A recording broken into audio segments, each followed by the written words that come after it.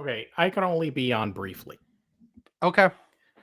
All right. So yeah, she's because they like they give you this stuff that basically just like numbs down the leg like crazy, but that's wearing off.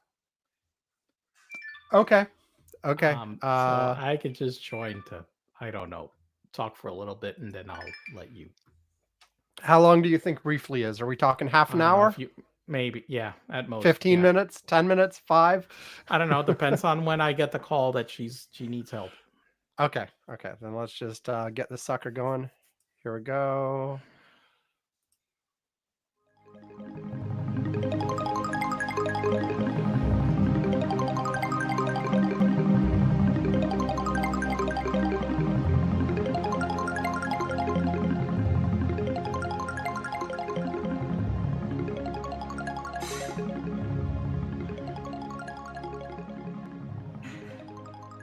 Welcome to Curmudgeon's Corner for Saturday, December 7th, 2024. Is just after 20 UTC as we're starting to record. I'm Sam Minter. Yvonne Bo is here. Hello, Yvonne. Hello. So, so, so. Um, I mentioned I last run a week that hospital, Sam. so tell us about this. I only mentioned last week that you were out due to a family health thing and that your wife had been injured. You have any more you want to share on that? Well, yeah, she ruptured her Achilles tendon playing basketball with my son last Wednesday. Now, look, my wife is somebody that actually partakes in a lot of athletic activities, including Spartan races, which are, I don't know if you ever seen video of those. They're nuts. They're these Nah. massive obstacle races where you have to climb ropes and you have to do all sorts of crazy things while you run for miles, for example. Okay. She exercises a lot, lifts weights, does all this shit. So it's not like she's out of shape and doing exercise. So she was just doing some light basketball with my son, and all of a sudden, in some drill, her Achilles tendon snapped. She had to be taken to the Lovely. ER. They Yep. diagnosed it. She couldn't walk. It's happened the weekend before Thanksgiving. Our Thanksgiving weekend plans were completely ruined. Um, Monday, I got her to the doctor. They confirmed the diagnosis at the ER. Then they had to do an MRI, and the same day that I needed to do a CT scan for my lower intestines because of my episode the last week. So I had an MRI in the morning and then a CT scan in the afternoon, and then the next day surgery, which is Thursday all day at For the your wife, just to hospital be clear. for my Surgery for your wife. wife. Yeah, Yep. because apparently I'm fine. And then you know there was a condo election this week that also happened on Tuesday. That was basically my election for the board is a mirror of the 2020 election for president. 2020, not Yeah, 2024. not Okay. 2024, 2020. Yeah. In which I did And, win and it re-election. so wait, if it's 2020, so then you're the Trump character here. You're the evil person in charge and somebody's trying to kick you out. No, no, no. I'm well. No, it's 2020 in the sense that I'm like Biden, and I did win. Okay, but the election has been heavily disputed Okay. by the other people. Um, a lot of it because they didn't really understand the law. Um, Even though and so a whole bunch of flurry of actions and things have been filed by this person, but let's be clear about this. This guy who was leading it is an attorney. And then I go and I look at, okay, where is he an attorney at? Okay. I don't know if you clicked on the information I sent about him, Sam. No, I just read what you said. I didn't click through. Okay, so you didn't read that it's a law firm that has four lawyers two partners, but the main partner is a guy that has been on the defense team for Rudy Giuliani, Mm-hmm. Papadopoulos, Carter Page, um, Kyle Rittenhouse, okay, and is an attorney that has been the one that represented the most J Sixers. Okay. And this guy is his young apprentice. And he came in screaming how I at this election, I always bring our legal counsel to make sure that the election is run in accordance with the statutes. Okay. And this guy kept screaming how that's not the law. And my attorney kept having to say, you don't know what the hell you're talking about. Lovely. And has continued to file a series of actions and things and challenges, all which are but basically have fallen flat because he doesn't know the law or he's choosing to ignore the law. I'm actually on the side that he doesn't really know the law because he's barely passed the bar a couple of months ago. This guy is a 23-year-old, 24-year-old guy, as far as I can tell, 26, 27, something in the 20s. But one thing about being a lawyer and you having passed the bar a couple of months ago is that if you're that young a lawyer and haven't really practiced, you don't really know the law yet. Okay. It really takes a lot of work for you to get, and there are a lot of specialties. Okay. A lawyer that is a criminal attorney doesn't know condominium law. Okay. Or tax law, for example. They are not the same, the same things. And so, anyway, Let, he let actually me ask last night. Well, no, wait, yeah, wait, go ahead. wait. But it gets better because last night after surgery and whatever, after our property manager, in violation of privacy laws, for some reason thought it was okay to share the email addresses of all the owners of the association without their consent, which, by the way, needs to be done. Sent out a solicitation to have me recalled from office. Mm-hmm. Uh, and so I mean, I'm like this guy. I don't know. It's just all these people that are in this circle. They think that just screaming and yelling and saying you don't know the law. When I'm like, no, the guy that doesn't know the law is you. I don't know, but they keep citing incorrect law, and they've been driving me crazy. So let me ask a fundamental question, and then we can move on because like nobody cares about the details of your condo association, to be frank. But no, like, is there actually a contentious issue here? Like, why does anybody care? Like, Well, the contentious issue that is goes there back to something they 2020, hate? I'll tell you. Is Well, here, that you're doing that they don't like? listen. As far as I can tell, the only issue has been that there was a construction project that got very delayed. Okay. Because as construction projects do, and they were irate about the delays in the construction. Uh, that's it. There's nothing else really, and a few people have repeated that to me, and it's just that you do construction projects, and contractors being contractors, and it wound up making it that the construction the pool wound up closed, supposed to be closed for 4 months. It wound up being closed for 14 months. Okay. And That's a I bit longer. understand it's a bit longer, and I understand their frustration, but look, at some point, at month 5, as they're going along and the pool's moving along, all of a sudden all the workers walked off the site. And I'm like, well, what the hell happened? And then they told me, well, we're subs and the contractor stopped paying us. And I'm like, well, we paid the contractor already. So it's like the contractor's not paying them. And so this began a multi-month delay in the construction because because of that. And then they hadn't filed for the permits, and then there were permitting issues. And then when they finished, the city inspectors came and said that a lot of the work had been done was not up to code. Hmm. So it was just but unfortunately, I've been in a lot of construction projects. So anybody out there, construction projects are never on time.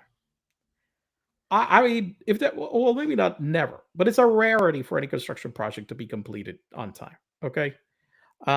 Anybody seen any construction projects like large, like public works projects, like highway, everybody remembers like the Boston, like the big dig, like whatever. That thing was supposed to be a few years. It took 20, 30 years to complete, for God's sakes. But listen, at any scale, these construction projects are always, always, always, always delayed. And so I get that, but there was another issue which goes back a little bit to 2020, some election issues, which is that okay, every year we mail the ballots. Okay, we're supposed to send them back. I don't know what the hell the problem has been with the mail or the provider or what the where the I don't know where the glitch is. Some people didn't get their ballots. That's right. The ballots were massively delayed. Okay, I don't know why. I really at this point don't know why. Um, and some people are saying that we did it on purpose, and I'm like, shit. I've used the same vendor we've used. I don't know why the ballots didn't get there on time. But the thing is that the statute basically says as long as the ballots were sent, is one of those as long as the the statute is that we need to send the ballots on a certain date and we have completed the law. Receiving the ballots, we need to receive them on the day of the election. If they're not received, we can't count 'em. Okay? No ballot can be received after we start opening envelopes from the ballots. That's it. No more ballots can be received. And so it's one of those where this issue with the mail. We talked about mail voting and how that's an issue. It really impacted us as well. I mean, it's a process that we've done for many years, and then all of a sudden, we sending first class mail, and it takes all of a sudden 2 weeks for people to get it. The statute says 2 weeks. You need to send them out 2 weeks in advance. So one of the things is discussing with attorney, it was like, look, you send them on time, you can't do anything about it. I mean, I was like thinking that to postpone the vote somehow, but they told me that we couldn't do that because he had to be done during the calendar year. And I'm like, fuck. Well, so a lot of people are irate about that, but unfortunately, it wasn't. I don't know. It wasn't intentional. So anyway, it created a lot of. I got a lot of angry calls, emails, things. I actually got both sides. I got positive ones, I got negative ones. Um, part of the whole thing is, I don't know, just a lot of false accusations about shit also.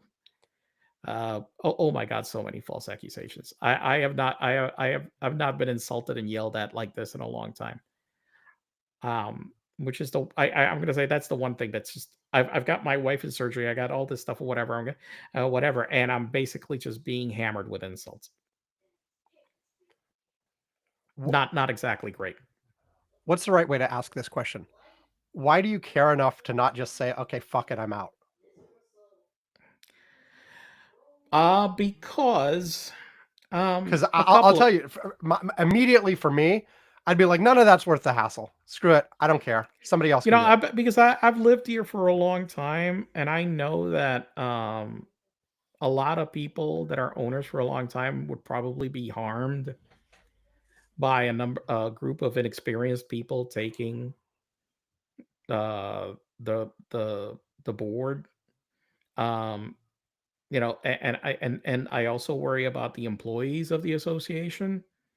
To having somebody that is in every communication I've had with them be belligerent, be a people manager. I've got some employees here that have worked like 15, 20 years, and I honestly don't want them to be uh, supervised by somebody that is going to treat them poorly. Mm, Um, you know, and I do worry about the other, because it impacts the community as well. Other owners are going to get impacted because they don't. a lot of the things that they have discussed and proposed, one of the biggest concerns is keeping costs in check, and they're they don't understand that a lot of the financial things that they have talked about are just going to backfire financially. And so, it's one of those things where, well, wind up hitting my pocketbook as well. So it's tough. I honestly, listen, believe me, I had given thought to that, but the thing is that when the people are using lies, intimidation, listen, it's this lies and intimidation tactic to try to get people to just bend to their will. And I'm just not very, I don't want to just do that. And just to To be clear, like you said, they have a lot of complaints about like a delayed construction project from the past. What are they saying they do differently going forward? Does Nothing. They does haven't said that, not a thing. okay. Okay. I mean, they said that, well, the thing is that they keep saying that nobody listens to their suggestions. I had somebody that went and listed suggestions that they said that we didn't listen to, and I actually said, you know what, all those things that you said are either already done or in process of being done. So I don't know what the hell you're saying that we're not listening to your suggestions when we actually either did them or we're in the process of doing them. So I don't. I I I'm baffled because I don't. When you look at what they're asking for, they're not really asking for anything. It's to Okay. make Okay. America. It's to make America great again. Okay. Okay. So, I didn't mention agenda. Agenda is as usual. We're doing this but first segment, and then if Yvonne is able to stay, we'll see how long Yvonne can stay because he might have to go attend to his wife. Um, we will do more serious stuff after that. So, first of all, for my but first, I'm just going to update my one from last week. My second attempt at buying the stupid microphone, I actually got a proper new one that Oh was yeah, look at that. clearly like when it came out of the box, it was pristine. It was wrapped properly. All the seals were sealed. And like when I took it out, it was The seals being undamaged. sealed are important. And I don't know if you listened to last week's show, like the first one I ordered a new one, but it was clearly used and damaged when it arrived. Where And did you buy it so from? my employer, but Is it it was one of their third parties? third parties. Anyway, I complained about this a lot last episode. Listen to that if you care. But anyway, I have a proper this one is actually new and good and happy. So Well, yeah, and so that's my update. I did set it up. It's good. Yeah. So I have nothing else to say about that. I figured since you might have to go early, we can take a break and jump right into the serious stuff. Okay. yes. So here we go.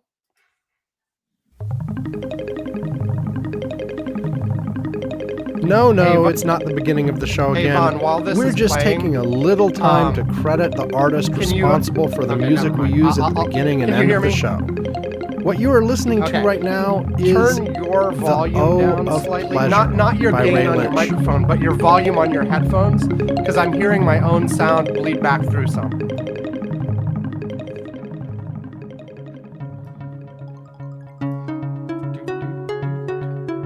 Done. Thank you.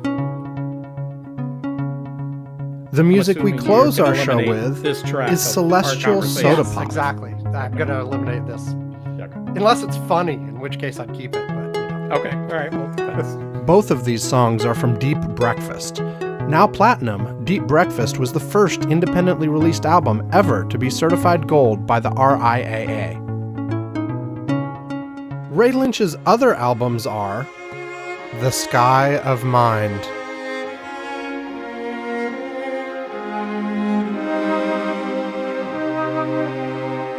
No Blue Thing,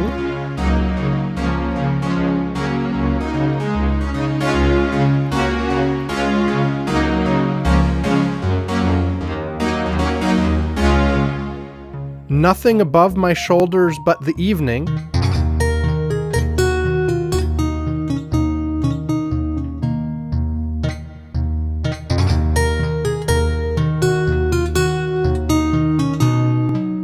and The Best of Ray Lynch.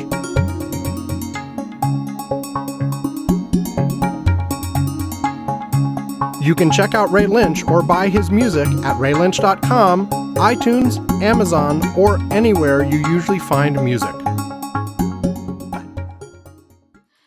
Okay, we are back. So Yvonne, there was actually a few newsy things that happened this Fuck. last week. Look, I'll tell Where you would the you like one. to start? I'm gonna tell you the one that I want to start with. I have a guess. Let me see if I'm right. It's the United Healthcare CEO. I was right. assassination. I was right. I knew where Yvonne was wanting to go. Go ahead. I mean, look. It, well, first of all, I mean, I don't. I don't recall the last time a CEO of a company was arrested. I mean, it was murdered. Difference Like between those this. two things, but yes. Yeah, very, very much. Murdered. I don't. Man, I'm scratching my head. I don't really remember that this is a thing in Hmm. recent times. But the one thing that that came out is this on social media in for the most part Okay, received zero real quick, empathy. before you get to that, just the fundamental facts. CEO Look, of he was go there was an investor there was a UHC. There are these investor meetings that are held regularly in order for big investors to go, and the company will make presentations about strategy, financials, what they're doing, what's going on, and so forth and so on. And I mean, a lot of them are held in New York City, obviously, for because many of the like for example hedge funds and other companies that hold like large holdings of the stocks, that they're there, so you'll hold them there.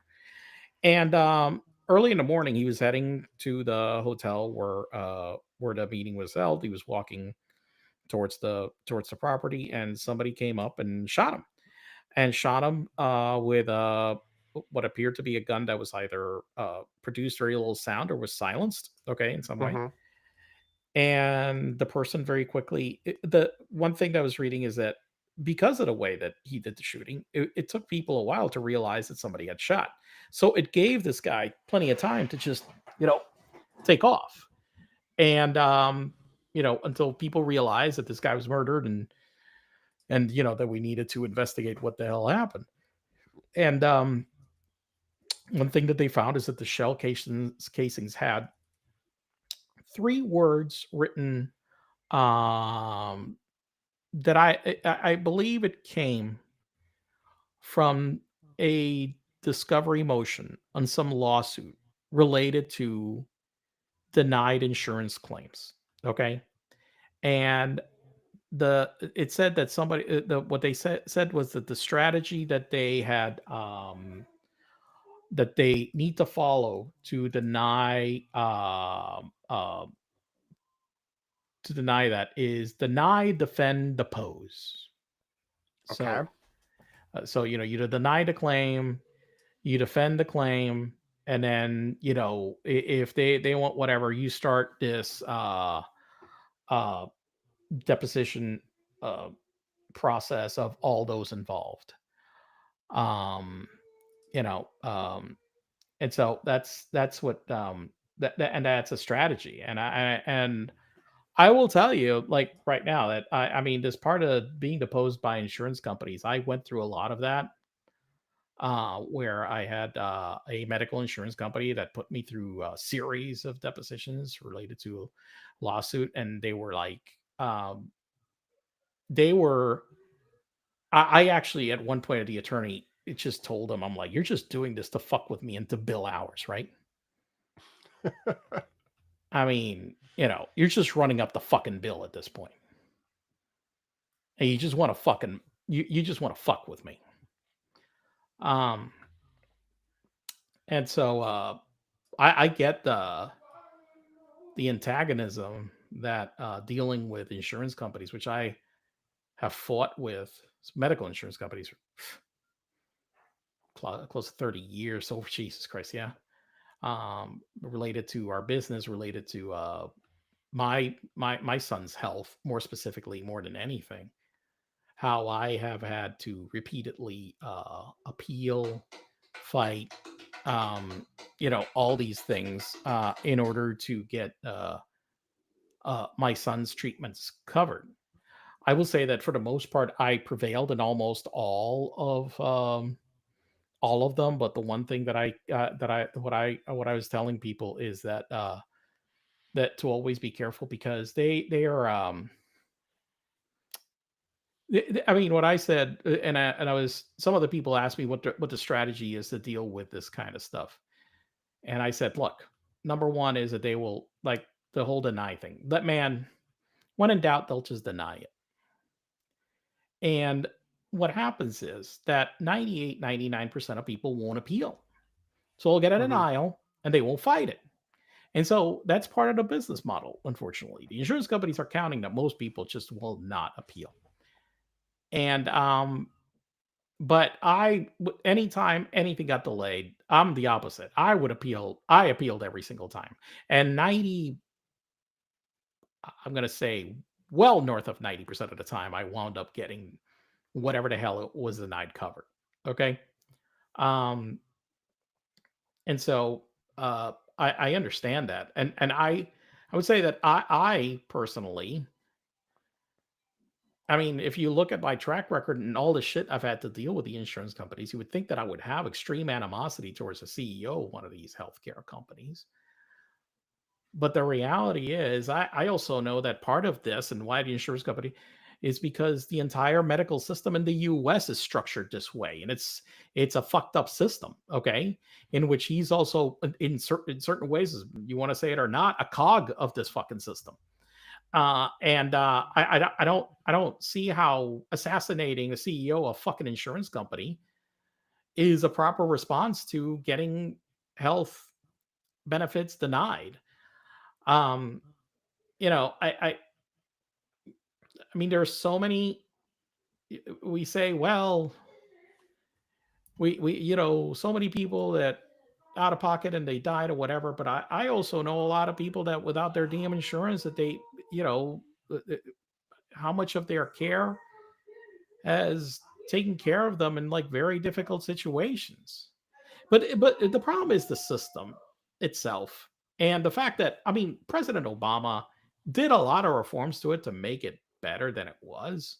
Obviously, not as far reaching as they wanted, but it's one of those things where um, obviously I don't see how we make any further changes anytime soon, given the political climate. Yep.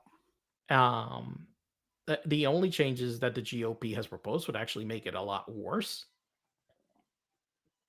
So, so this creates this animosity, which I understand the animosity, but it should Right. So take your you were fucking starting to talk. legislators. You were Go to your starting to fucking talk about legislators. when I interrupted and said give the background. You were starting to talk about the social media response. No, the social media response I found is just appalling. It's just a complete. I mean, just to be clear, there are lots of people saying, "Yay, this is he what should deserved be it. happening. He deserved it." Let's murder more CEOs.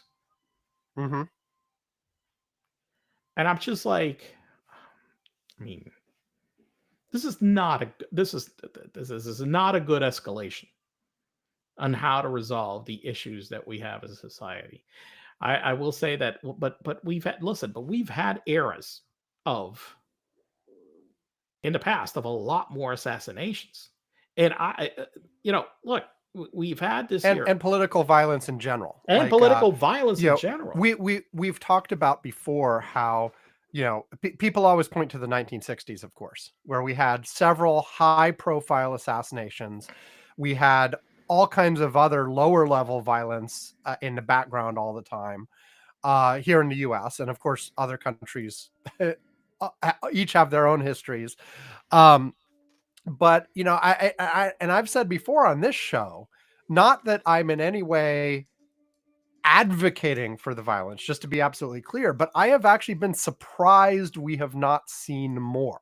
And it's not that we've seen zero. There have been a number of high profile incidents. Of course, you had like the couple of attempts on Donald Trump over the last few months.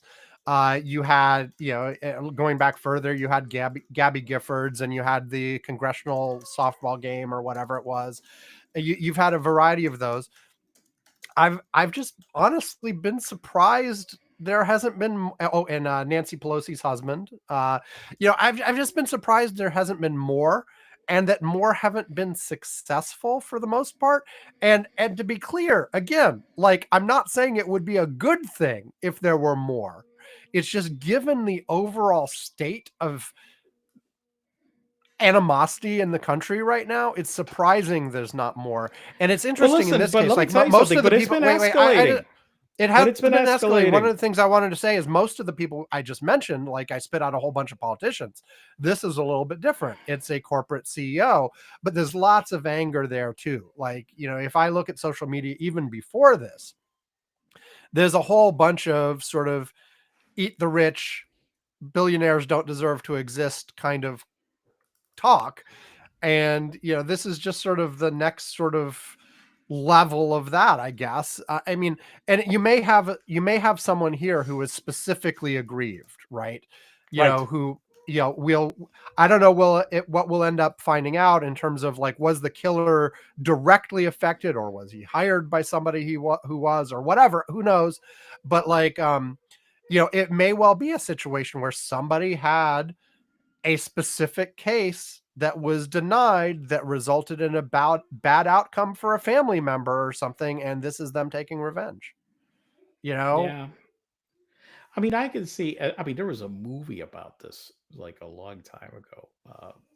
Like, I don't remember if it was a CEO. There's one called Desperate Measures, where there was like, I think it was a Michael Keaton who their child got denied certain life-saving care, and he took hostages or something or Mm-hmm. whatever in order to force the insurance company to go and like give the life-saving care to their child. I mean, it's not like people haven't like this hasn't been a controversial thing in the past. I mean, I have to assume that there, because there has to be some direct relationship between some kind of medical denial and what's this murder. I don't see how else given the evidence has been found and how it happened and how targeted it was. It has to be. There's just no other Well, explanation. there has to be something, right? But we don't know yet. The other things that people have been talking about a lot are how, quote unquote, professional this was.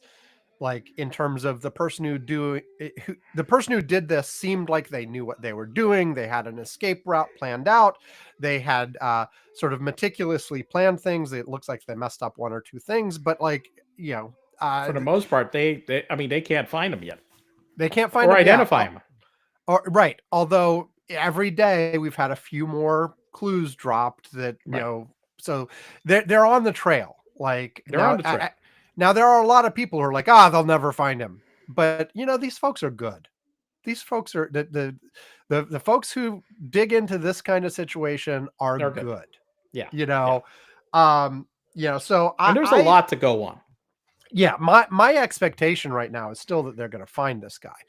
But you're right. There could be a direct thing, but hell, for all we know, this is motivated some completely different way, and this was a kill for hire on some unrelated thing, and part of the professionalism here was putting in clues to lead people the wrong direction. Who knows? I mean, it's probably the more straightforward case. I mean, the most straightforward case here is that someone got screwed by the insurance company who happened to have a set of skills along these lines already. And they were just like, I'm going to do it. I'm going to take my revenge. I have the skills. I know how to do this. I'm going to do this. That's the most straightforward explanation and the most likely. But we can't rule out other more esoteric things at this point. We just don't know yet. Yeah. But going back to the reaction though, like, what one of the it almost has to be like a direct revenge kind of thing, right? For something. Because like if you're after like, oh, I want the insurance company policies to change, this is not going to do that. Well, I it, will say that, look, uh, I'm not gonna totally say that. okay. Their reaction by some in the health, they are a little bit chastened by Spooked. this. Oh yeah. Listen, I mean, number one thing is I heard, CEO calls for executive protection. I mean, almost every damn CEO now is demanding some kind of fucking Well, additional security look, that they that's what didn't I was have. actually going to say. Like the changes that come out of this are the CEOs are going to have more security. It's not going to be the insurance company decides to No, be more but I generous. also heard some stuff related to. I got to tell you what, I mean, we had because that other company. We a had lot that of other these company decisions back are. off on that anesthesia thing, and people were trying to imply that was related. I really doubt that it was, but Listen, a lot of decisions for denial are are not, how do I say, they're they're not clear cut. discretionary. They They're could go either way. exactly. And so Exactly. right now the thumb is on the scale, like you say, default to deny. Right. Like you could change your guidelines to people to just be a little bit more generous in ambiguous cases. Right. That there's a potential bottom line And there's cost a to that, of human course. factor. But the thing is, it's not even it's not changing the policy. It's the humans involved. And their Right. fear for, well, this was an iffy one, and maybe before they were just like, oh, fuck it, deny it, and now they're like, all right, I don't want to hear any, I don't want some guy to come in with a gun in here, whatever. Okay, fine, let him in, let him get his shit, because these are humans behind the fucking decision. Right. Well, and this is the case too. Like in this particular case, they went after the CEO. You Right. could see an alternate history where they go after the case manager. Fuck yeah. Or Oh, hell yeah. Hell yeah. Hell yeah. I mean, that kind of shit has happened in other businesses and things. Sure. I mean, or for that matter, somebody just goes into the nearest office and gets whoever's there. starts just what, yeah, exactly. Yeah. So that, and this all, I don't know. It's it's hard to tell with these kinds of, do we have a trend or not? Like you said, when they're small numbers to begin with. I mean, like we can look at the overall murder rate or something and see trends reliably. But if you're talking about like, how many company executives are getting murdered, well, what do you count? Like, are we only counting CEOs? Or are we counting the whole C-suite? Or are we talking just like, anybody who's a high-level manager? And which companies count? Are we talking about only Fortune 500? Or are we talking about like when you were mentioning, I can't remember the last time a CEO was killed. I was trying to Google it, and like I found some tech CEO in Baltimore that was killed in 2023. And apparently, But there was unrelated to her job, right. Yeah. etc. I found another list of like 10 CEOs that have been killed or whatever. That was from way back in 2011, and I didn't recognize any of the names. So they were, and a lot of them were non-US, foreign, all over the world. And so I'm like, I don't know. How do you even measure that? And because you're dealing with such a small group of people, like if there's 0 one year and 1 the next year, you've had an infinite increase. That is totally an infinite increase. Absolutely, yes. So, but at the same time, I think the general, you can sort of get a feel of like, and it definitely seems like, I mean, going back to the Donald Trump stuff, I mean, we had 2 high profile attempts on Donald Trump in the space of a couple months. Right. That's something. Yeah. And they failed. We'd be in an entirely different universe if they hadn't failed. Just saying. But um, the I don't know. I mean, and on the I one just think hand, that you this want to. shows an uptick in this kind of shit. I mean, I I could see that. Well, and just forget the specific like murders and attempted murders for a second. Just the temperature of conversation and the level of polarization has been on the upswing for the last decade. Now, I'd argue we're still nowhere near where we were in the 60s. But, we're or the Civil War for that matter, going back even further. But it's still on an upswing, I think. And I don't think it's crested. Maybe. I mean, the one thing I could see that was like that is a sign to me that maybe it's crested is that the response to Donald Trump winning for the most part has not been, oh my God, let's gird up for a major battle and we have to fight the forces of evil and all this kind of stuff. And it's just sort of like, we're okay. tired. My We'll just let it reaction has play been to out. bury my head in the sand. Exactly. I Exactly. mean, Like I have been I yeah, have this done a remarkably good job at burying my head in the sand. but it's I not. right now watch no Yes. TV news. I have my feed now filtered on threads where I can only get stuff on Formula One and like the NBA or just innocuous shit like that. I turned off so many of my news notifications. I'm not gonna lie. I still do catch some of what's going on, and I probably catch eventually most of what's going on, Right. but it's not the urgent alert. I'm just like later on, I'm like scrolling. I'm You'll like, see it in a ah, daily update once every. Yeah, you're fine look, if you see it the next morning. exactly. I'm like, look, what's his name? They might name DeSantis as Secretary of Defense. Oh, that's interesting. You know, or whatever. I'm just, I don't. But I listen. In between, let's see, in between me being in the hospital, in between my wife being in the hospital, in between my job, in between my fucking condo board, okay? And add this goddamn fucking, Trump presidency. I'm just like, you know what? Listen, I need to simplify here. And I gotta be honest, the stress of a lot of this stuff in part played into why the hell I wound up in the fucking hospital in October. mm, Let's not kid ourselves, okay?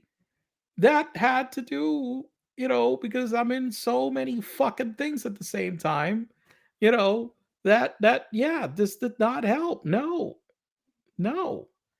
So yeah, I gotta like I mean, I gotta I gotta I need to filter some of this shit right now. I just can't deal. You know?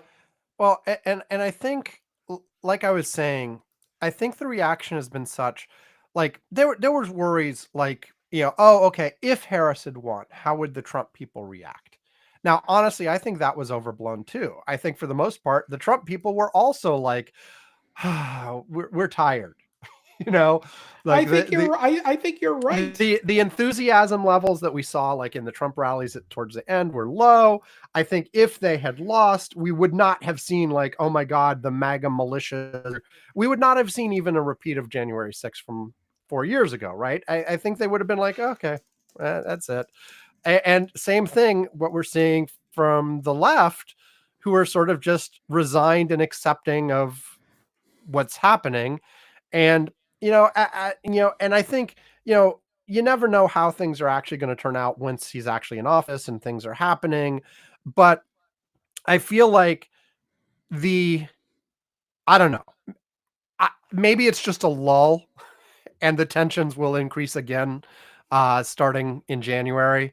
But I'm hopeful that this is sort of we've had the climax of this sort of tension and we can start calming down again. I don't know. A lot's going to Listen, depend on what I Trump don't does or does not know. do. I don't Yeah. know. Who knows? You know Yeah. what? Like right now. On who the fuck other hand, let's knows? go ahead and have the damn civil war and have the blue states secede from the red states and have two countries, and maybe we'd all be happier. After a civil war. No, you know, like it could be a respectful divorce. You know, it doesn't have to be a civil war. I mean, that's okay. You would end up on the red side there in Florida, but you know, oh well. No, of course, what people say is like, you know, there's a lot of people who would be screwed by such a transition. So that's not necessarily a good outcome either, but it's something, you know, I don't know. I feel like we'll see. I'm crossing my fingers that we have everything sort of calms down, and as opposed to these assassinations and assassination attempts over the last few months are the precursor to worse. I'm hoping it's not the precursor to worse, and instead we calm down, you know, and I don't know. And I'm hoping, like, you know, like I said on election night, I think like our best hopes are that, you know, Trump doesn't do most of the shit he says he's going to do as usual. Like he may want to do stuff, but he doesn't succeed.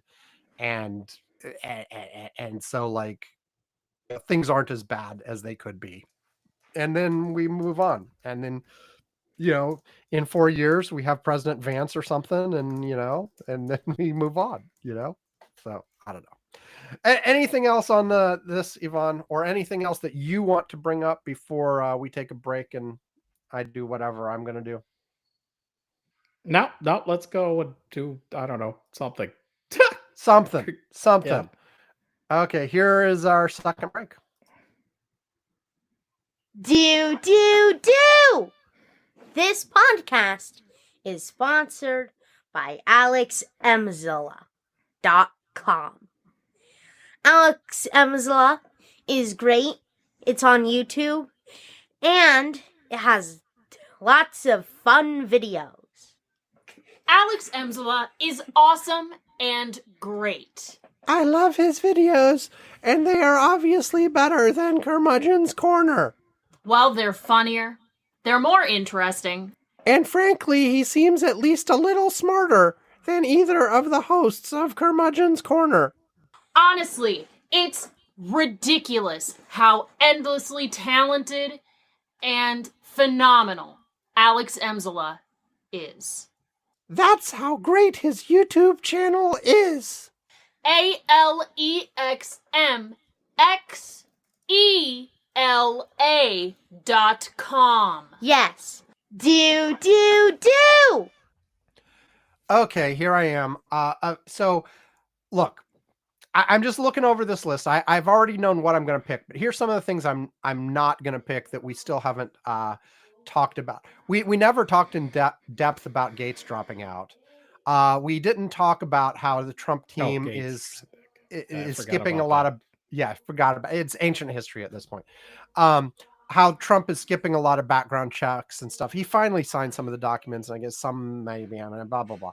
We haven't talked. There was tied to our last topic. There was a wave of swatting, both of Trump team members and of Democrats over the last few weeks.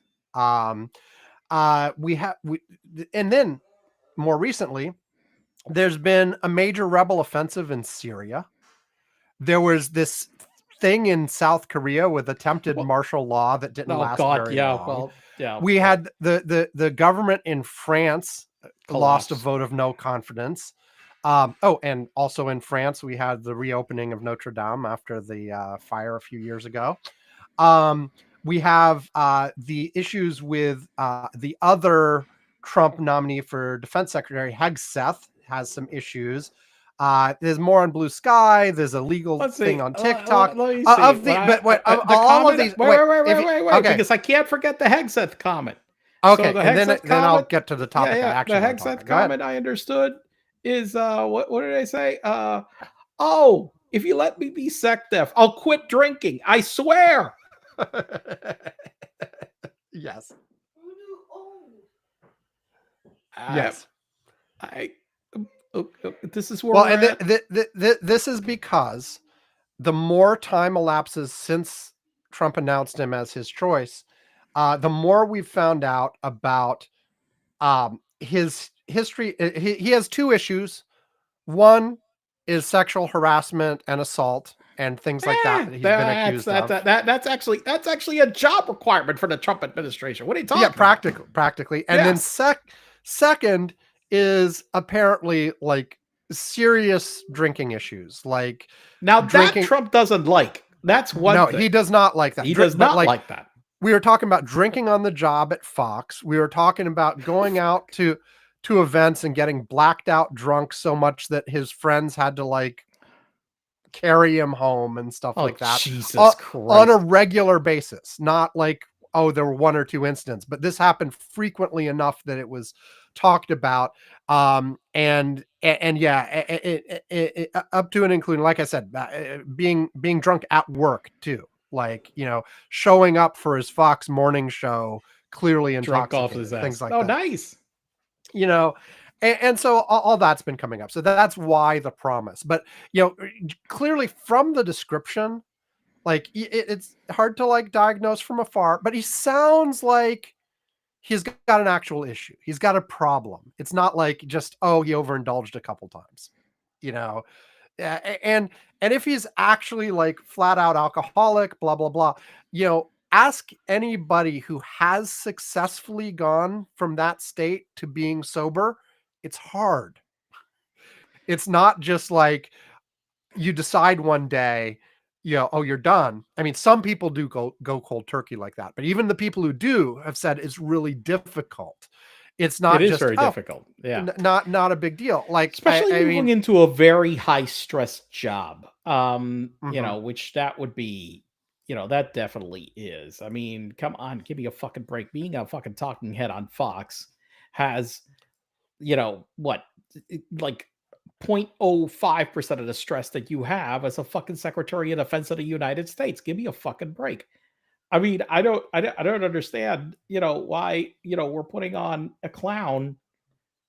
Well, I understand Trump likes it. What am I saying? What am I doing? What am I saying?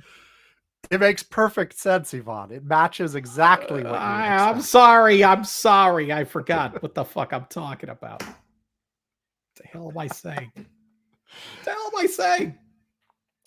This is another one, though, where it seems like he doesn't have the votes at the moment. And by the way, the other thing, since we're talking about this topic for a few minutes, all of this talk about Trump forcing Congress to go into a recess and doing recess appointments for everybody, nobody's talking about it anymore. Congress apparently, you would need at the very least, you would need the Speaker of the House on board and to force the situation and activate this provision where the president can force the Congress into not remission. That's the wrong word. Remission? Yeah, that's the wrong word. Not recession either. Recess. Not a recession. Okay. Not a recession. Can force them into recess if there's a disagreement between the two houses, whatever. But apparently, basically, the Senate and I guess the House too basically said, we're not doing that. We're not doing that. We are not, and look, I think we're not going to just go into recess and let you put however you want. Listen, I am pretty positive that part of this is a future political calculus, not a short-term calculus. Because look, let's be clear about this. A lot of these people, like a Mike Johnson or these guys, are pretty young, right? So if you put in a Secretary of Defense who is a liquored up lunatic, okay, all right, it's like we've said, Trump might die before the end of this damn term. For God's sakes, you're going to have to be living with the shit left behind by this crap. And so, right, I think that they're thinking further ahead right now as well. We only got 4 more years of this guy, if he makes it that long. You know, we can't just, you know, rubber stamp, you know, people like this, you know. Well, and basically, I think the whole exercise and some of these picks specifically were Donald Trump flexing to see just how much How power he far? had. Yeah. Oh, I agree. And I think and I think he found out he has limits. Yep. You know, we were honestly worried that the Senate would just completely roll over on everything. It looks like no. They're I mean, Well, let's be clear. The where's the new leader of line? the Senate, the new The leader line of is the Senate. Gates, you know, but Yeah. Well, I mean, the line is with Gates. You know, I and don't maybe know. this I don't know if I don't know. Does I think RFK Jr. have the votes to get no, nominated? look, the ones that are in trouble right now. I think Hegseth is in trouble. I think Tulsi Gabbard is in trouble, and I think RFK Jr. is in trouble. Now, Yeah. if all four of those get blocked by the Senate, that, you know, Trump keeps saying, "Oh, there's no significant blow. This is fine." Blah blah blah. If he loses all four of those, that's a significant, like, sorry, Trump, you ain't getting these. You Yeah. know, and this defines where the line of acceptability is, even for a Senate that is a lot Trumpier than it was. Oh, hell yeah. Yeah. Like even in the last time the Republicans had the Senate. I mean, Well, people the leader of the Senate that they chose is not really an is not ultra is not MAGA the guy. Trumpy choice. You know, Trump wanted somebody else. Trump wanted Rick Scott. Yeah. And the problem is with Rick Scott that I keep finding out is that everybody keeps all of a sudden finding out is that everybody really hates Rick Scott. I don't understand how the hell. The only reason he wins and is one in Florida is because right now, for whatever reason, people are voting just for the R guy. But if you went on a popularity survey of Republicans say, "Fuck this guy, we hate him." Right. So it's another one that is like on the Ted Cruz kind of side of Republicans where, yeah, we'll hold our nose, he's our guy, but fuck him. Right. Yeah, so I think it'll be interesting to see how this plays out. It'll be and the other thing, just to be clear, like, that's interesting here is Trump is explicitly not putting all of his political weight behind these people. Like he made a couple calls for Gates, but he didn't like put his foot down. And for Hegseth, he's specifically told Hegseth calls for you. You can go talk to the senators, see what you can do here. Can you still hear me? Hold on. Okay. Yeah, I can hear you. Yeah, it just told me it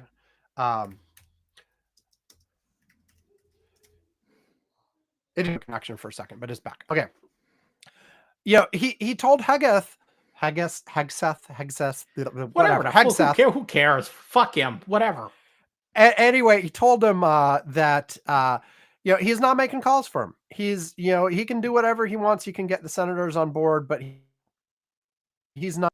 If he really wanted to, Trump could be strong arming all these senators.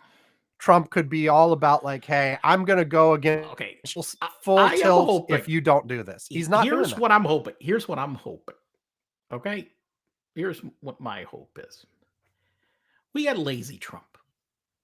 No, I'm serious. Because look, here's the fundamental deal, and we've talked about this before. Like Trump, aside from a couple issues that he's passionate about, like get rid of all the damn brown immigrants, right? And tax cuts for all my rich buddies. Those are the only two things he actually cares about. Everything else, shit about anything else. And like the main reason he ran for president was all of his criminal power charges and money. You know, like power, money, and being staying out of jail. Yeah, it was, and he got like, now he's got all three. He's got all three. He's got all three. Look, he's not going to go to jail. Look, let's be clear about this. At least on anything federal, there's no way he's going to jail. And even the stuff at least 4 years, probably more. And even the state stuff is staved off for indefinitely. Who the hell knows how long? Okay, he's going to exit the presidency, the richest ex-president ever. Yeah. And he's going to be able to enable all his friends to do whatever the fuck they want. So he's what Yeah, the I think for hell? the most part, I mean, as much protest as there was about like, well, Project 2025 isn't like Trump's thing or whatever. He's hiring a bunch of people who are involved in that. And for the most part, he's going to be like, I don't give a fuck. Here are the people. Yeah, I'm appointing people. They can do what they want, Listen, except the Doge I think Commission, his the Doge Commission, their number one yes, suggestion that they want to do, that these fucking morons, which by the way, Congress will tell Elon and Vivek, go fuck to go. yourself, is Yes, to yes. go and cut VA healthcare. That's their number one suggestion. Take That out they've come up with so far, 120 yes. billion, that 120 billion for Veteran Affairs healthcare. And you know what they're going to tell them? Fuck you. You're out of your minds. Right. Oh, Head No, Start. Listen, cut Head Start, Sam. I mean, everybody in the Republic is going to tell them, are you nuts? Cut $8 billion from federal prisons. Well, What and the fuck? they've been giving out the message over the last couple of days too that they're starting to look at Social Security and Medicare, and those are on the table Yeah, too. yeah. How are those going to go? How well is that going to go with the constituents? Let me tell you something. Republican House members that would vote for cutting Social Security will wind up, they all know they will wind up losing. I mean, that's like, you want to talk about a third rail of politics? That's I mean, that's where the term third rail of politics was coined for Social Security. Yeah. That's the third rail right there. Okay? You guys are crazy. You gotta go cut Social Security? Yeah, go. Well, yeah. People have also mentioned that like Doge thing was possibly Trump's like, oh, here, go play with this toy and get out of my face. Like, well, yeah, because he's been, Jesus Christ, he couldn't get rid of him. But basically saying like, look, you can go play on this commission, you can make some recommendations, none of it's going to go anywhere and nobody's going to care what you say, but if you're playing with this, then you're out of my hair for other things.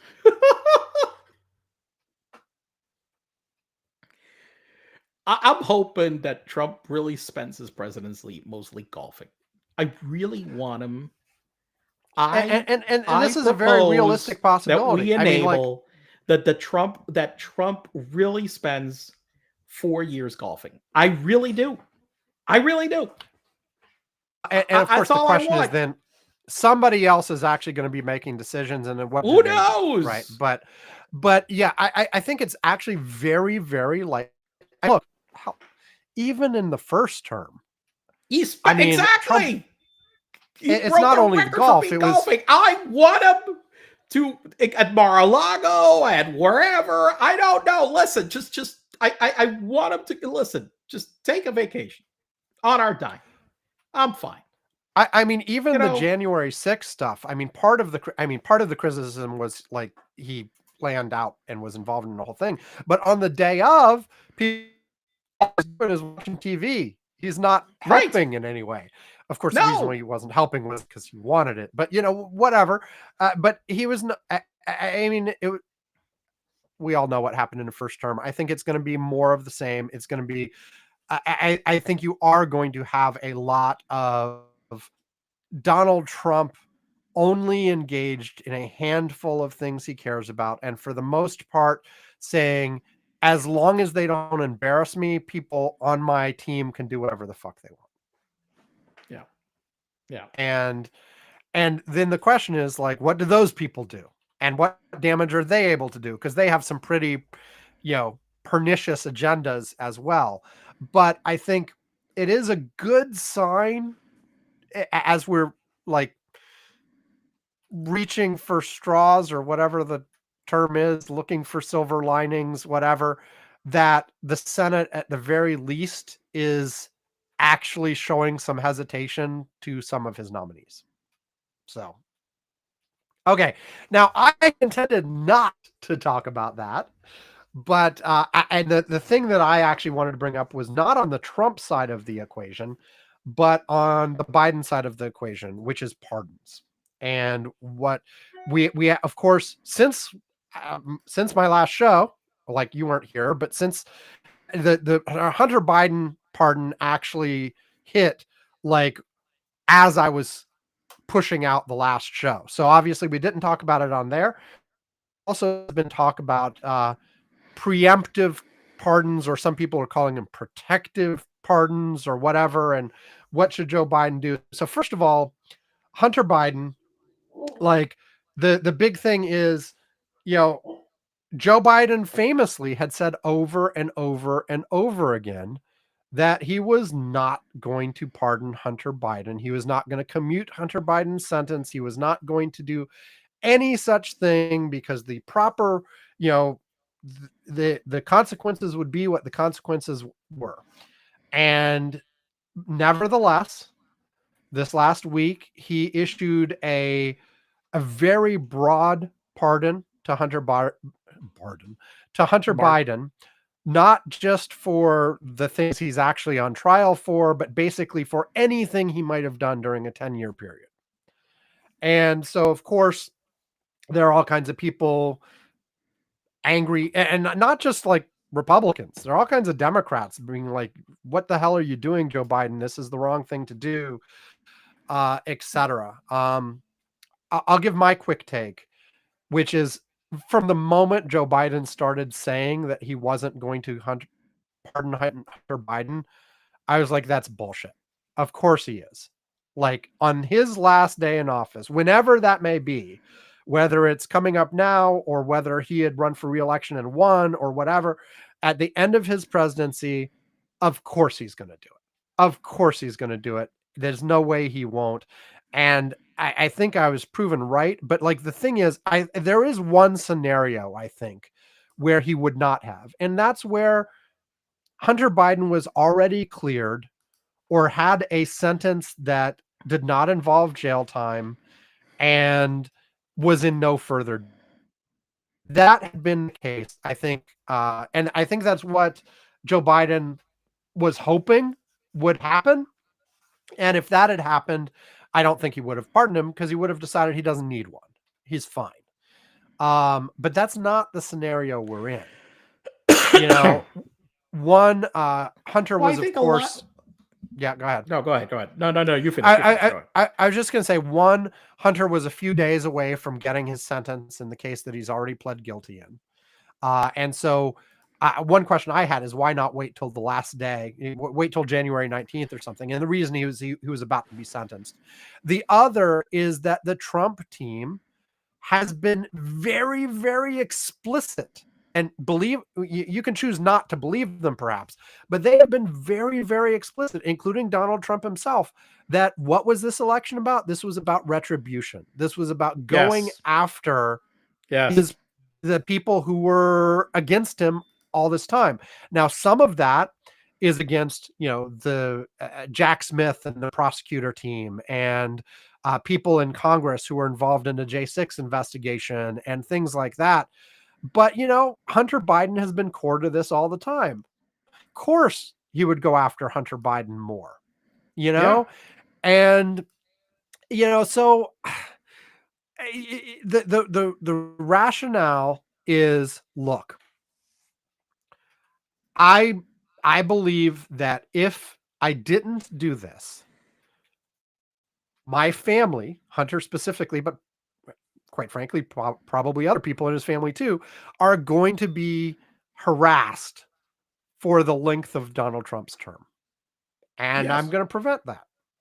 And so, okay, go ahead, Yvonne. What's your thoughts on Hunter? Well, and then we can talk about if he should do more. All the dynamics related to Joe Biden saying he wouldn't pardon Hunter Biden really had a lot to do with the fact that I think that, and well, I thought myself that Joe was going to at least either get reelected or, you know, somebody.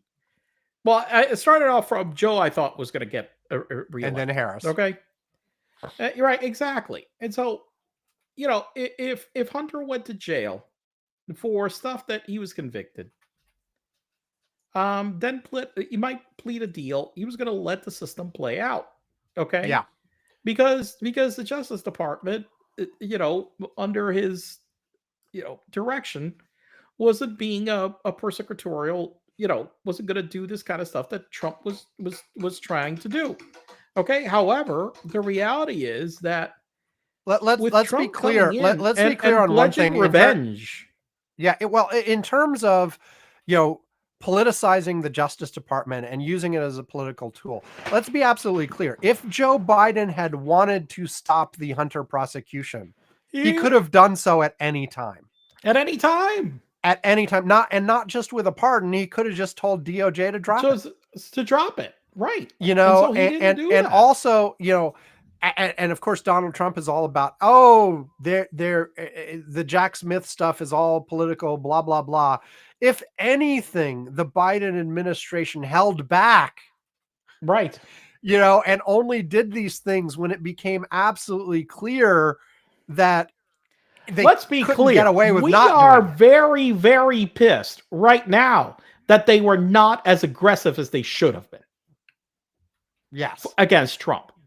They should have moved on him earlier. These cases should have been already tried. They should have been convicted by now. Well, there are a couple things. I have heard some really cogent arguments about how there was actually stuff going on during the time period we think they hadn't even started yet, and there were a lot of there was a lot of back and forth. Too long. Yeah, but no, look, I generally agree. I think they were way not too as aggressive long. as they could have been. They took way too damn long. Period. But and also there are other things they could have gone after him besides just these things. There was the leftovers from Mueller that, they allowed the statute of limitations to just run out without doing anything about.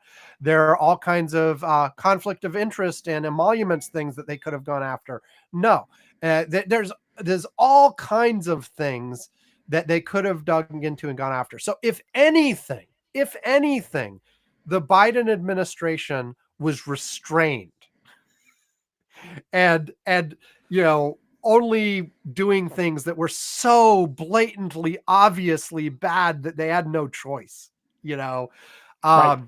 So anyway, but I interrupted. I apologize.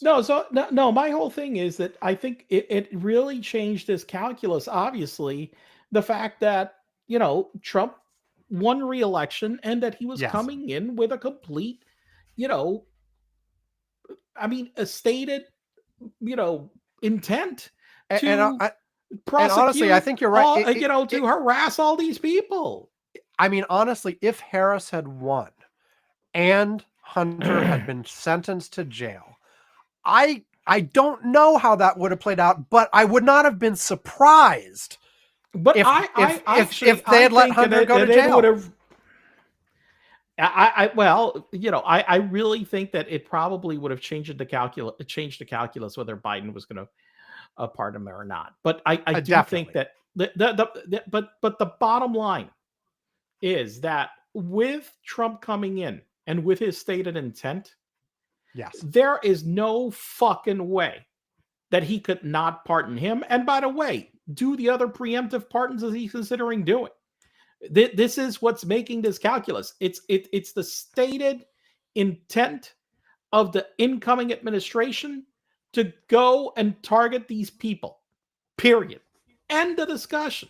And so this is what you have. Kash Patel, who is now the nominee for FBI director, who, by the way, he has to fire the current FBI director to even appoint a new one because they have 10-year terms and he's got 3 years left.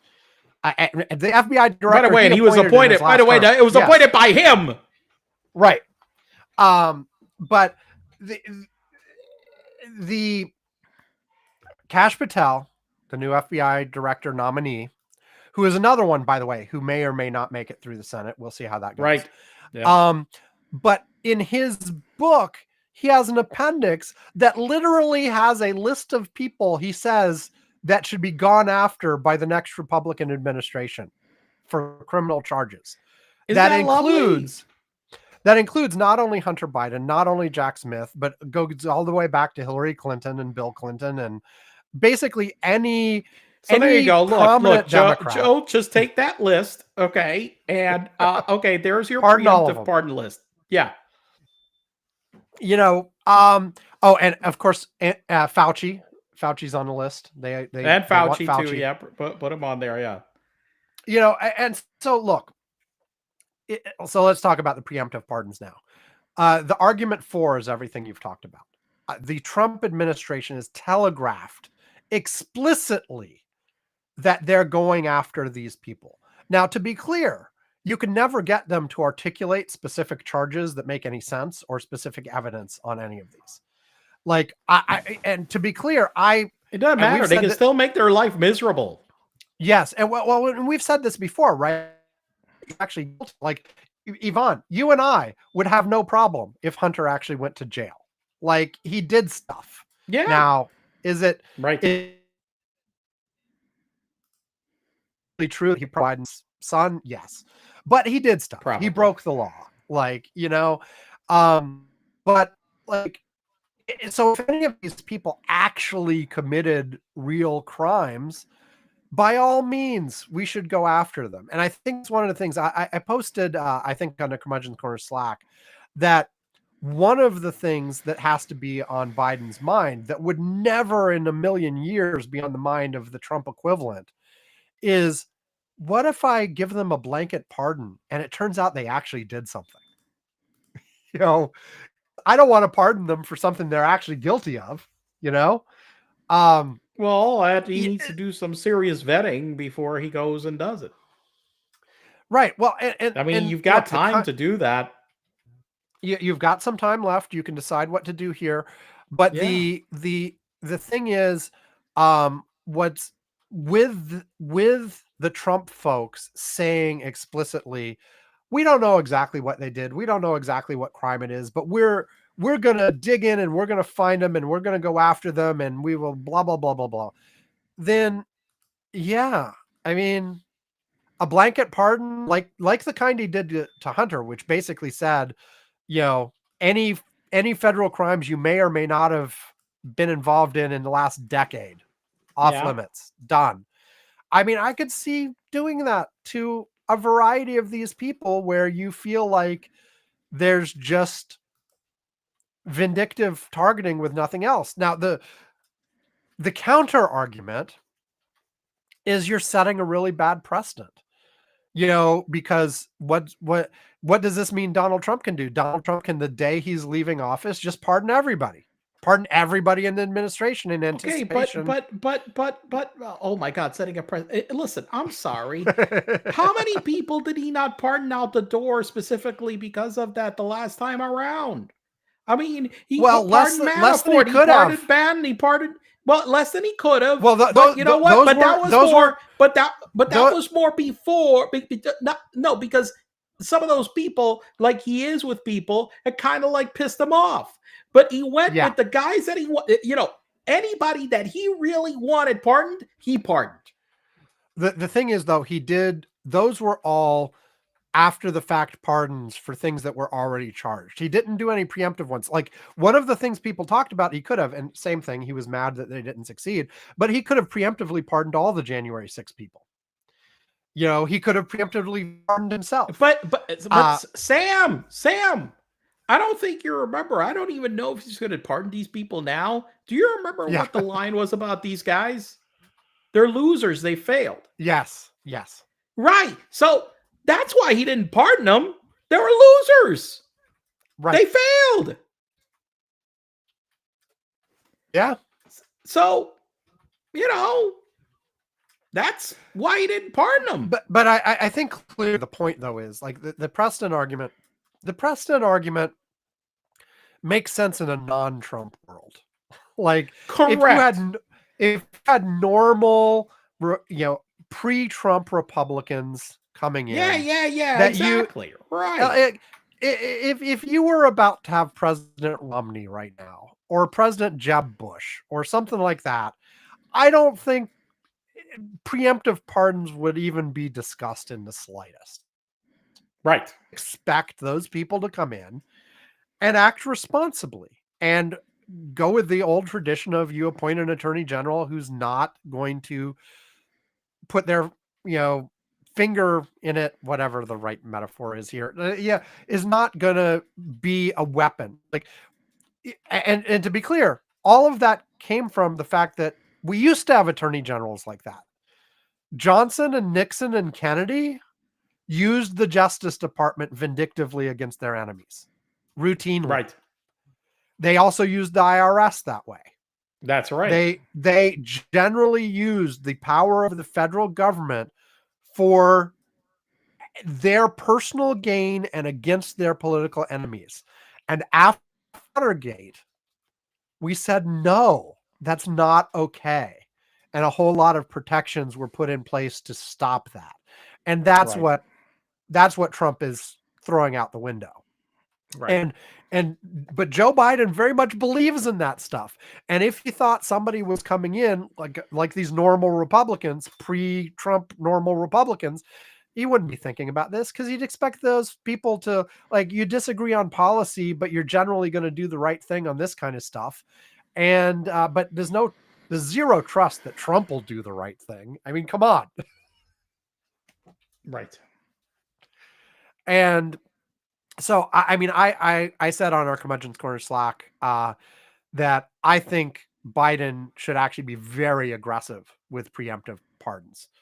Screw the precedent, screw people saying like this is not the right thing to do. Stop. I mean, it's too late for a lot of things, but at least on this, don't be bringing the knife to the gunfight. Like the other team is going to do whatever they're going to do, and they're going to make the full use of federal power. So while you've got the time to do it, do the same damn thing. All of this, like, well, we want to restrain ourselves because we hope they will restrain themselves when they have the same power. No, fuck that. That's from a previous universe. Like, it's, I mean, I wish the Democrats had actually given up on some of that like a long time ago. Like, I mean, frankly, like a big part of this election back and forth we've been having is like people just, blame the party in power for not doing what they want, for not doing anything, not just not doing what they want, but for being ineffective in general. And where they don't understand and stuff. So like, should have ditched the filibuster years ago. It's just like gone full speed ahead, getting shit done. Yeah, but because fucking Cinema and Manchin yeah, I know. fucking blocked it. I saw one. I saw one thing the other day saying like all of the blame the Democrats got for not doing XYZ. If you'd just gotten those two on board with the full big Build Back Better or whatever,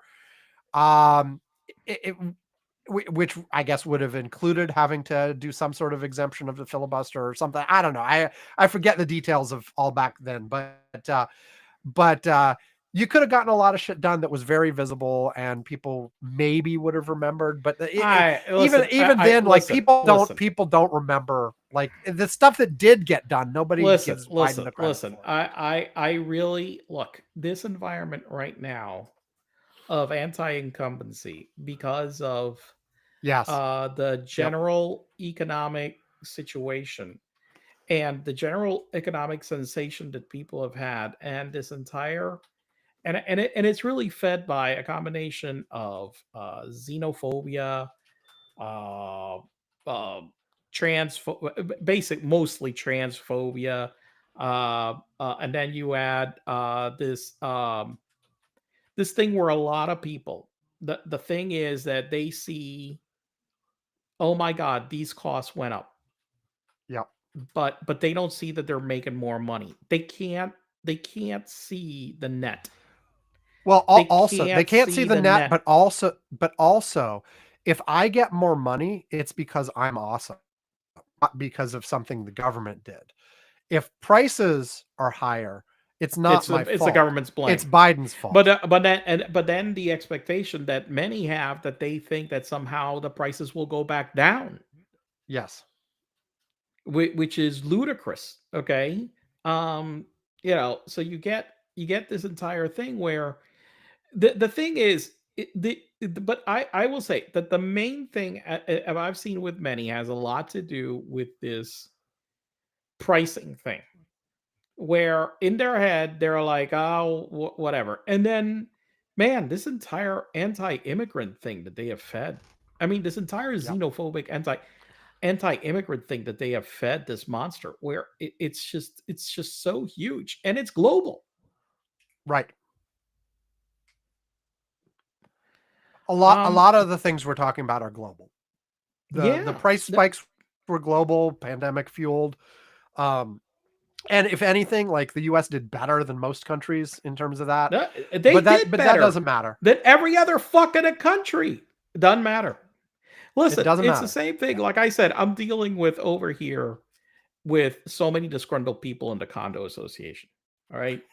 Back to this again. Well, no, but it's related to the Sam. It's related to the price increase thing and how they see it, okay, and who they blame. All right, because condo assessments over the last 5 years have gone up like 30% in our community, and the main reason has been a combination of inflation and mostly driven by insurance. Okay, all right, but the reality is that they're up here 30%, but you go across South Florida, they're up 60%. We have one of the lowest rates of increase across the fucking state, okay, considering what's going on.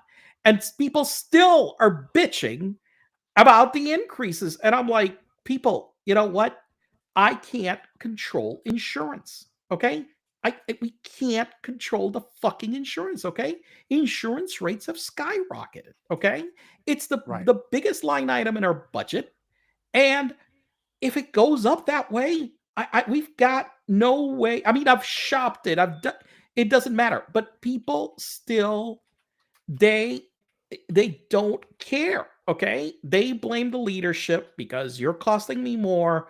And it doesn't fucking matter why it is. It doesn't matter that you did better relatively to the other ones, like Biden did the economy. Now, by the way, I still won the election. It's not clear, but it was a lot closer than it's been in the past. Way closer.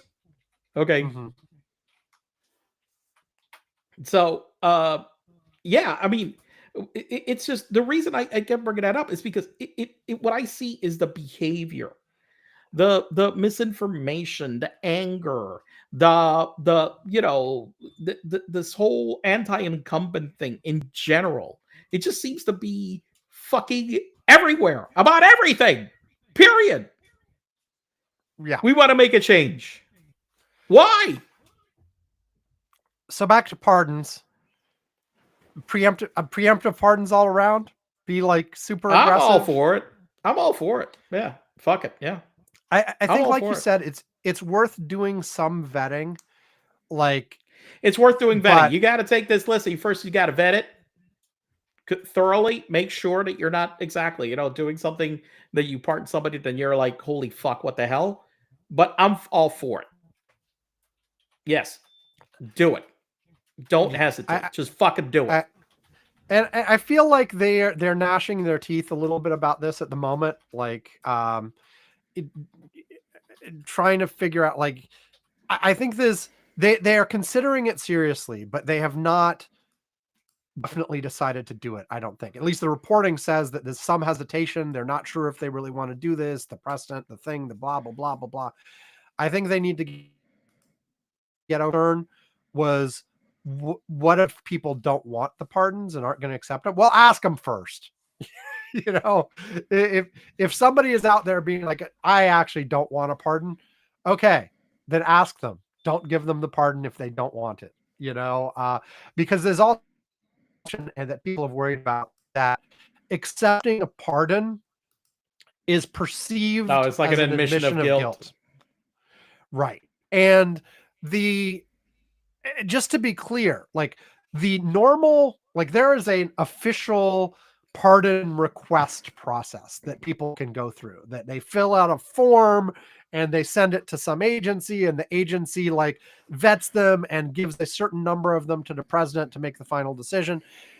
I believe part of that process is an admission of guilt in most cases.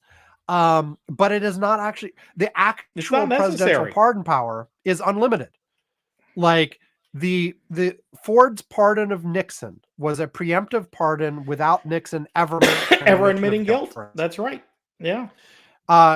Carter made a blanket pardon of Vietnam War draft dodgers. Right. He did not even individually identify them, let alone look into the specific cases and who was guilty and who was not and blah, blah, blah. It was just a blanket pardon for anybody who might have committed that crime during the length of the Vietnam War, you know? And similarly, like, you know, there could be pardons here. The text of the pardon could explicitly, you know, say we're not making anything on guilt or innocence. I think even the Hunter Biden one, I think, had some text, you know, about might or might not have blah, blah, blah, blah, blah, blah. You know, having said that, though, there is no automatic admission of guilt as part of accepting a pardon. However, you may absolutely guarantee that the political opponents of anybody who gets one of these pardons will absolutely hang it over their head as if it was. Sure. And talk about it as if it was. So, and some of these people are politicians, so they care about that. They care about the perception and, like, you know, that they're not actually admitting guilt. And, you know, so there might be some people who don't want it. So don't give it to the people who don't want it, you know. Right. But I don't know. I want full one. speed Can I get one? I I don't know that I've done anything, but I'm like, you know, at least, was you going to know, ask, what have you done, Yvonne? nothing that I know of, but you know, I actually think it'd be kind of cool to get a presidential pardon. Yeah, Oh, a preemptive pardon that says anything you've done in the last 30 years that right. might or might not Exactly. have been a Well, federal crime. hell, at least, yeah. I mean, I'm kind of like guaranteed. I'm like, okay, I'm not, you know, I'm not going to be prosecuted, even if I don't expect to be. But you know, hey, you know, it'd be kind of cool to like frame it. I mean, I'm sure it's got to come in some kind of like cool little thing that you could frame in your I'm office or sure you something. could. Yeah, I'm I sure mean, you I'm could. like, I mean, I would be, that would be nice. I mean, talk about a conversation piece. Right. No, You know, you oh, I have a pardon. I'm like, for what? and I don't know. I think Joe should also be thinking of what other places can he use presidential power with immunity over the next, what, we have a month and a week, I mean, something like we that. have pardoned some fucked up people. Yeah. I mean, like Trump pardoned Michael Milken. I mean, who is the biggest fucking crooks? Who talk about whitewashing all his crimes now with his Milken Foundation, the fucking bullshit that he does. You know, and like nobody talks about the fact that he was one of the biggest fucking fraudsters in Wall Streets ever in history. Yeah, I don't know. I mean, of course, the thing with pure executive power, other than the pardon, is that almost are things that Trump could reverse as soon as he got in, but you can still make him jump through some hoops to do that. I don't know. So, okay. Anything else, Yvonne, or should we close this sucker up? We gotta close You've it gone up. longer than you thought you were going to be able to. Yeah. My wife apparently is knocked. I mean, I guess the medication really has her knocked out. I Right. thought she was gonna really. I was worried that she was about to come to whatever, and I'd have to, you know, do stuff. But apparently, I mean, she is out. So, Well, good, I guess. You know. So, well, yeah, she's not feeling pain. how long is it supposed to take to heal from this surgery? Like, how long is she going to be? Like months. This is not quick. Beautiful. Yeah. This is not quick. No, I don't know if I mentioned on the show as well, like, since we're talking family injuries, my wife's mother, my mother-in-law, in, I guess it was October, got hit by a car and, like, broken pelvis, broken ankle, a head injury as well. So how's she doing? My wife's been in Pennsylvania, like, so she was in the hospital a couple weeks, then she was in like a rehab a couple weeks, and then they finally sent her home. And my wife is there with her at home because they sent her home before she was able to actually be self-sufficient. So my wife has been with her ever since, and I think the plan next week, my wife's coming back and my daughter's flying out there to take over. But it's the same thing. Like, this is months and months and months long recovery, right? And so she is doing a lot better than she was right after the accident. But she's still like, she lived alone in a multi years yet. She's now starting to be able to go around on the first floor without like a walker or a wheelchair sometimes, but it's very tiring, very exhausting, and she can't do stairs yet. And so these and she's a bit older than your wife, so healing also I'm takes sure. longer. um so I don't know. She's doing better too, but yeah, these kinds of things. A few years ago, my father was also hit by a car. Somebody ran over his foot. That also took many, many months to get back to where you were before. I mean, running over your foot is better than getting hit square on. Yes, much better. But still, like, months to recover. Here's one thing. We have a Disney trip planned at the end of this month. I am going to have to probably get her one of those little electric scooter things. Yeah. Okay. At least they got those. I get her on one of those. You need the electric one or just the knee scooter thing that you push around? No. She's got the knee scooter, but for Disney, I'm going to get her the electric one. Oh, come on. Okay. The place is too big. Okay. I do have her. I did get her a knee scooter. Yeah. Get her one of those things that where the kind you sit in. Yeah. The mobility scooters. Yeah. Okay.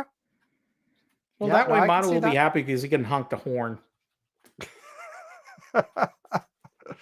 Yeah, well, so anyway, yeah, long recoveries from these kinds of injuries, but hope it goes as smoothly as it can, Yvonne, and and hope nobody else gets injured in the next couple months.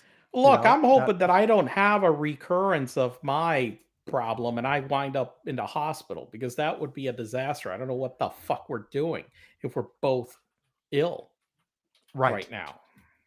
Yeah, that becomes an issue. So hopefully it doesn't happen. Yeah. Okay, let's close this sucker up. Hey, everybody, go to curmudgeons-corner.com. You can...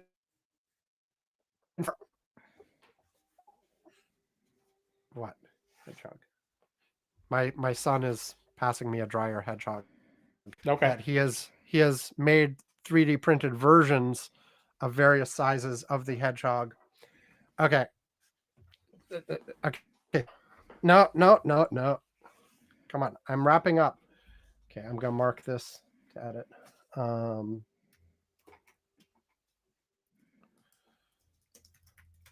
Okay. Okay, everybody, go to curmudgeons-corner.com. You can find our archives, all of our old shows. You can find all the ways to contact us. You can find transcripts for some of the old shows as well. Like it's been like 2 years now we've been doing transcripts. It's been a while. You can find links. Yeah, you can find links to our YouTube. I haven't added links to our TikTok yet. We didn't talk about TikTok may be banned again. Like, they lost in court. We'll see how that goes. Maybe. We'll talk. Maybe. I still think chances are probably not, but we'll see. And then, you can go to our Patreon and give us money, of course, at various levels. We will send you we'll mention you on the show. We'll send you a postcard. We'll send you a mug, all of that kind of thing. And at $2 a month or more, or if asked nicely, we will invite you to our Curmudgeon's Corner Slack, where Yvonne and I are talking and chatting and sharing links throughout the week, along with a variety of our listeners. So, Yvonne, do you have a highlight from the Curmudgeon's Corner Slack that will make people so excited they want to get on there and log in all the time and see what we're talking about, because it's so compelling? Yes. Residents of Northern California neighborhood had a good laugh after Thursday's powerful earthquake struck the region. A robotic vacuum cleaner that apparently got disconnected for invasives was found roaming the streets. So there was like a quake, and somehow a Roomba somehow wound up escaping this house, and it was just roaming aimlessly down the street. As Roombas do. Yeah. Well, Also, I believe that we shared that there was this. Here it is. Hawk to a Girl responds as people call for her to be jailed, with fans losing life savings after buying her cryptocurrency. The viral sensation has been accused of pulling the rug under the investors. Her crypto coin plummeted by $430 million in just 20 minutes. and just to be clear, like percentage terms, that was like a 90% drop or something like that. Yeah, something like that. Yeah. And I'm like, I do question when I saw this guy, one guy that said, I put my life savings in there, and I'm suspecting that he had like maybe $20 as his life savings, or maybe 40, maybe 40.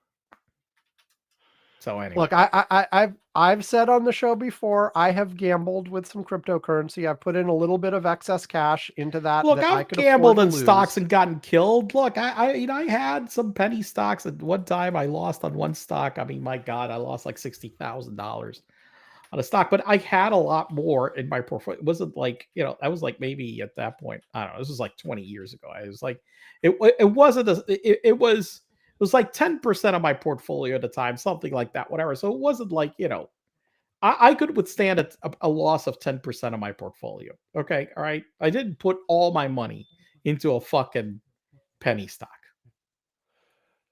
That's important. I mean, and look, this is the point I was getting at. Like, sure, play around, gamble with these things, but recognize that's what you're doing, and recognize it could go to zero. Right. And if you're not okay with that, then you shouldn't be doing it at all. Like, especially like Hawk 2 Girl comes out with a new crypto coin. And you put your life savings in it. I mean, dude, what are you doing?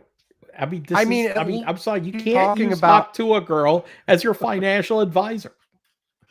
I mean, at least if you're talking about Bitcoin or Ethereum or one of the really big ones, some kind of argument of something. Still, even there, don't it's put your shaky. entire life savings.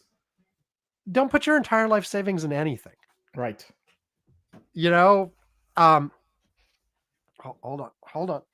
Come on.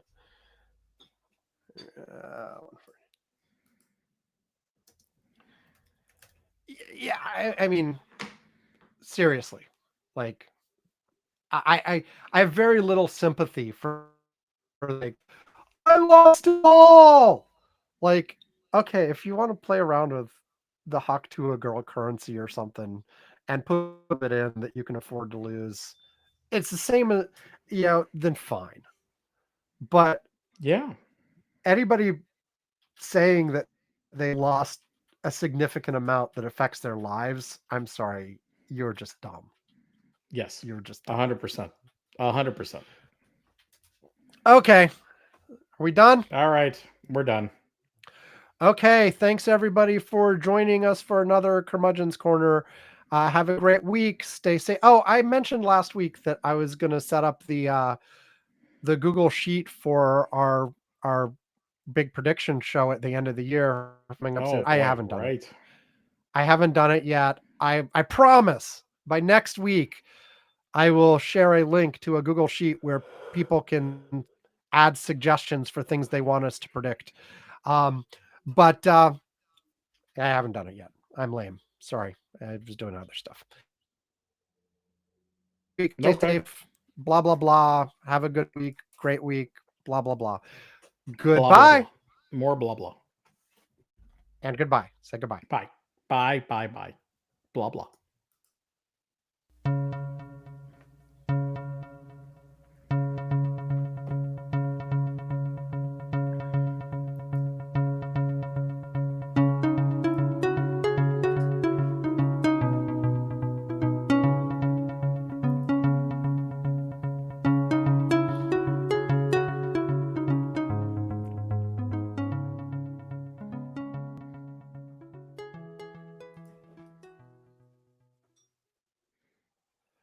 Okay, that's it. Later, Vaughn. All right, let's stop this thing. Oh man, I stopped it before you said, "Oh man, let's stop this thing." Oh well. Oh, well. I uploaded successfully. I'm at 98. Give me a second. 98, 98. I think when it's like this, you're actually safe, but I see everything at 100% before closing it.